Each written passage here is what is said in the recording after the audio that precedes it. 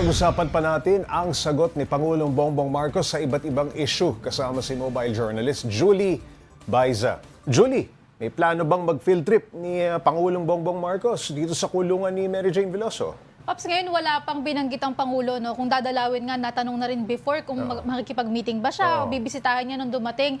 So far, wala pang inilalabas sa schedule yung palasyo na pupuntahan ng Pangulo si Veloso. Ngayong nasa bansa na si Veloso, Julie, anong next na abangan sa kanyang kaso? Siguro, Paps, bukod nga dito sa executive clemency na hinihiling ng kampo ni Mary Jane, is yung GCTA o yung Good Conduct Time Allowance Law. Kasi pwede ngang mapaaga yung paglabas niya kapag naging effective na ito. Pero again, ina-assess pa kasi ito ng legal experts ng pamahalaan, yung kanyang kaso mismo. Julie, ano bang naging usapan ng ating gobyerno at ng gobyerno ng Indonesia ukol sa sentensya ni Mary Jane? Paps, wala daw inilatag na kondisyon ng Indonesian government, sabi ni PBBM. So, ang bola talagang nasa gobyerno ngayon. Kumbaga nasa kamay ni PBBM yung desisyon kung bibigyan niya ng executive clemency si Mary Jane. Kasi hindi naman daw nagtakda sila na kailangang... Walang kondisyon. Hindi niya naman nila sinabi na kailangang kompletohin yung sentensya, na kailangan ganito, ganyan. So, hawak ng gobyerno ang bola. Patungkol naman sa 2025 national budget, Julie, may nakatakdang araw na ba kung kailan ito pipirmahan ng Pangulo? Supposedly, Paps, today yan, December 20.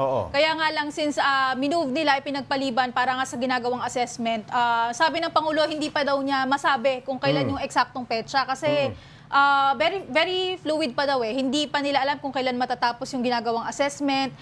Chine-check nila yung bawat item, yung insertions, at saka yung mga proyekto na nandyan sa pambansang pondo natin. Kasi baka daw merong mga na-overlook doon, baka merong hindi naman importante o merong kulang sa dokumento. So, iyon yung mga, kumbaga, sinisinsin. Sinisinsin ng Pangulo ngayon at saka ng economic managers. So, pero ang malinaw daw, Paps, sana, target nila before mag-New Year, bago pumasok ang 2025, pirmado na yung pondo.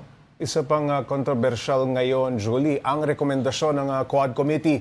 Nakasuhan si dating Pangulong Rodrigo Duterte. May reaksyon ba ang ating Pangulo dito? Ang sabi ni PBBM, hihintayin niya ano yung magiging assessment ng Department of Justice. Kasi sila pa rin naman daw yung tutukoy kung tama ba yung naging direksyon ng rekomendasyon ng Quadcom.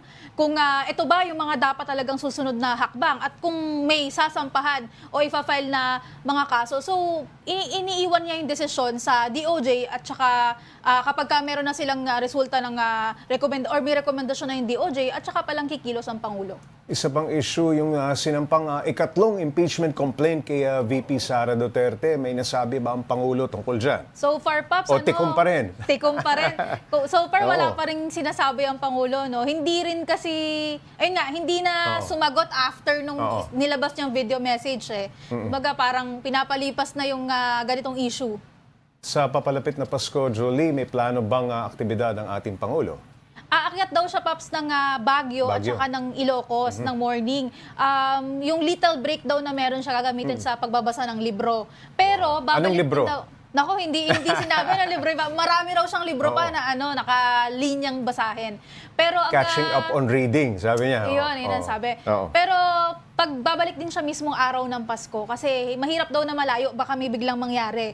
Kumbaga parang flexible naman daw yung kanyang schedule. And ang sabi nga niya, yung pamilya niya, hindi pa raw alam kasi busy yung mga anak. So may kanya-kanyang plano din daw. Kaya baka sila lang ng First Lady yung nagplano na itong pag-akyat sa Baguio. Yan ba? Baka honeymoon. Maraming salamat, Mobile Journal Julie Baiza.